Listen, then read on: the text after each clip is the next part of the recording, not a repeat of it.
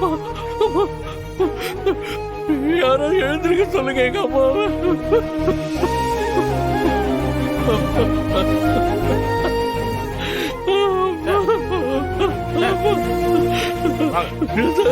எங்க அப்பா எழுந்திருக்க சொல்லுங்க. வாங்க சார். சார் எங்க அப்பா விட்டு எனக்கு யாரும் இல்லை சார். சார் சொன்னா கேளுங்க. எனக்கு அப்பா வேணும் சார். சார் எங்க அப்பா எனக்கு வேணும் சார். அம்மா அம்மா என்ன பாருமா. அம்மா எழுதுருமா. அம்மா எழுதுருமா. எழுதுருமா. அம்மா அது ஏன் என்னை விட்டு போறேன்னு கேளுமா. அம்மா அம்மா என்ன அடிமா. அம்மா அம்மா ப்ளீஸ் என்ன அடிமா. அம்மா இனிமே நான் எங்கேயும் போக மாட்டேம்மா.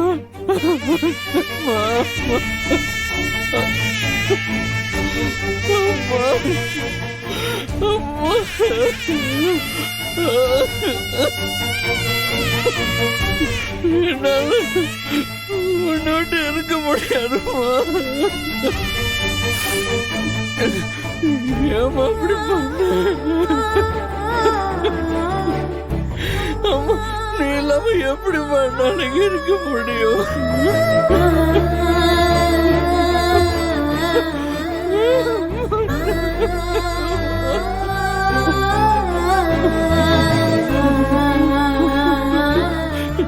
சார் என்ன அரெஸ்ட் பண்ணி தூக்கில போடுங்க சார். நான் எங்க போட போயிடுறேன் சார். இன்ஸ்பெக்டர் ஃபார்மாலிட்டிஸ் எல்லாம் நிறைய இருக்கு. போஸ்ட்மார்ட்டம் பண்ணணும். ப்ளீஸ் அவரை ஆண்டாள் இந்த காஃபி எனக்கு வேண்டாம். தோணுச்சுன்னா நானே போட்டு குடிச்சுக்கிறேன். ரொம்ப பண்ணாதக்கா, எடுத்து குடி.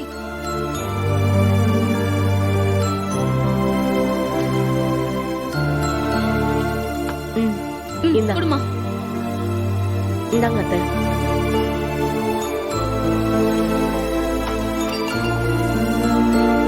உன்கிட்ட எல்லாம் கெஞ்சிட்டு இருக்கணும்னு எனக்கு அவசியம் கிடையாது.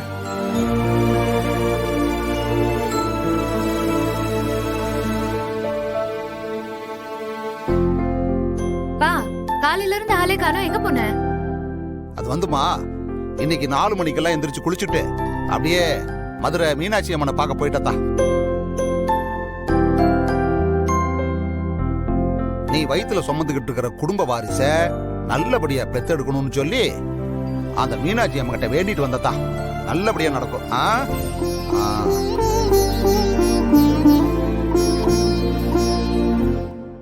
பசுமாடு பல்ல காட்டுதுன்னு எரும மாடு வாழை காட்டுச்சான். இப்ப எதுக்கே அப்பாவை கிண்டல் பண்ணிட்டு இருக்கே நீ? ஏன் உனக்கு மட்டும்தான் என் குழந்தை மேல அக்கறை இருக்கும்னு நினைக்கிறியா? என் அப்பாக்கும் இருக்கு.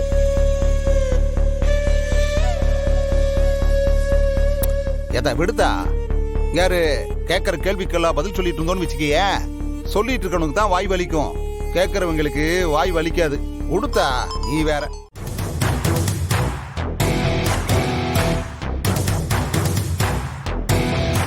சார் சொல்லுங்க. யோ தர்மலிங்கம், என்னையா இவ்வளவு பெரிய சம்பவம் நடந்திருக்கு? ஒரு வார்த்தை கூட என்கிட்ட சொல்லவே இல்லை. சார் என்ன சொல்லிட்டு இருக்கீங்க நீங்க? என்ன சம்பவம்? எதுவுமே எனக்கு தெரியலையே. என்னையா உள்ளூர்ல இருந்துகிட்டு எதுவுமே தெரியாம இருக்க? சார் நெசமாலுமே நீங்க என்னத்தை பத்தி பேசிட்டு இருக்கீங்கன்னு தெரியல சார். யோ எங்க அக்கா சாரதா செத்துட்டாங்கயா. சார் என்ன சொல்லிட்டு இருக்கீங்க? நேற்று துறையூர் ஹாஸ்பிட்டல்ல தான் இறந்துருக்காங்க. ஆதி போய் பார்த்து போஸ்ட்மார்ட்டம் எல்லாம் பண்ணி பாடி வாங்கிட்டு போயிருக்கான். சார் என்ன சார் நீங்க இத போயிட்டு இப்படி சொல்லிட்டு இருக்கீங்க?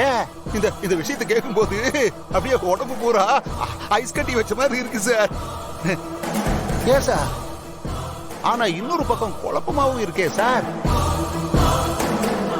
என்னையா குழப்பம்?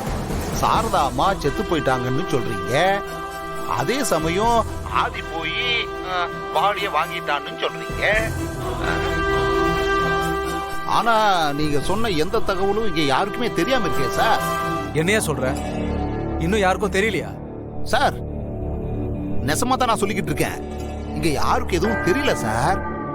அவங்க அவங்க வேலையை பார்த்துட்டு இருக்காங்க சார். என்னால நம்பவே முடியலையா? இல்ல சார், எனக்கு என்னமோ ஒரே குழப்பமா இருக்கு.